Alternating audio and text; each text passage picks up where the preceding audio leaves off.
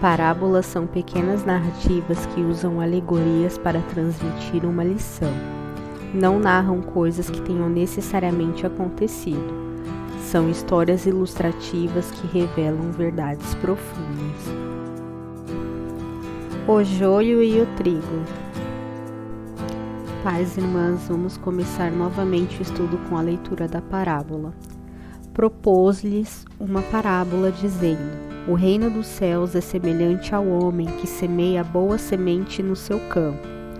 Mas dormindo os homens, veio seu inimigo e semeou o joio no meio do trigo e retirou-se. E quando a erva cresceu e frutificou, apareceu também o joio.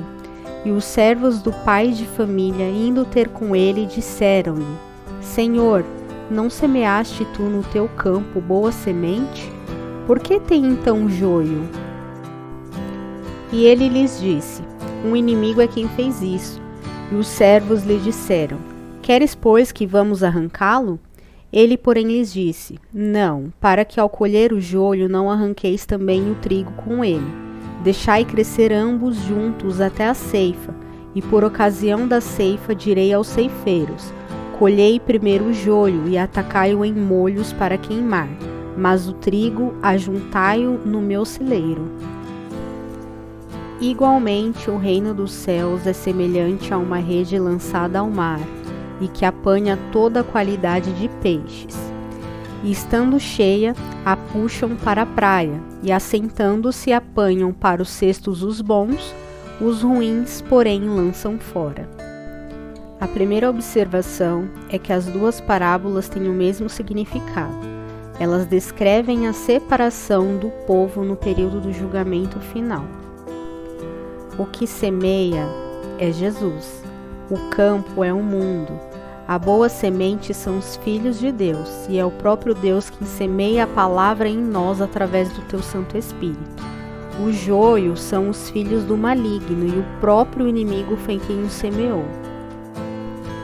A colheita é o fim dos tempos. Os ceifeiros são os anjos de Deus, que irão separar os ímpios dos justos, os salvos dos não salvos, e lançará sobre as brasas de fogo os ímpios, aqueles que não se arrependeram do mal. E os justos serão levados ao reino dos céus e viverão eternamente com o Pai. Nos versículos 28 e 29, os servos perguntam ao seu senhor se ele desejava que arrancassem o joio. Porém, seu senhor diz para que os deixassem crescer junto ao trigo, pois ao tentarem retirar o joio, poderiam também retirar o trigo. Ele diz isso, pois por falta de discernimento espiritual, não podemos separar o joio do trigo. A verdade é que o nosso julgamento é falho. A própria palavra de Deus nos diz isso, que Deus não vê como os homens, pois os homens veem a aparência, mas Deus vê o coração. Outro objetivo, acredito eu, em permitir que o joio cresça junto ao trigo, é dar oportunidade para que eles se arrependam de seus maus caminhos e entreguem suas vidas a Deus. O nosso papel principal é estender a mão e proclamar a oportunidade de salvação através de Cristo Jesus a todos, sem distinção. As analogias que Jesus fazia eram realmente perfeitas. Nós podemos observar a diferença entre o joio e o trigo. O trigo, quando maduro, ele se curva e produz fruto. Assim como o verdadeiro cristão, ele se prostra diante da vontade de Deus. E Deus produz frutos através da vida dele, pois ele foi obediente.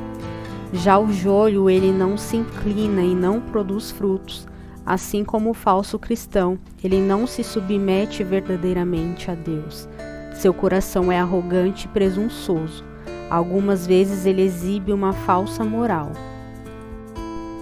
Eu quero finalizar com esses dois textos, como um alerta e um lembrete para nós. E quando o grande dia chegar, os filhos de Deus serão separados para habitar com Cristo no céu. E assim como foram separados os peixes bons dos ruins, aqueles que não permaneceram na verdade de Cristo, serão lançados na fornalha acesa, na condenação eterna. Essa foi a nossa devocional de hoje e eu espero vocês para o estudo de mais uma parábola. Fique com Deus. E se você gostou dessa devocional, se ela te edificou de alguma forma, compartilhe essa mensagem com alguém. Deus abençoe e tenha um ótimo dia.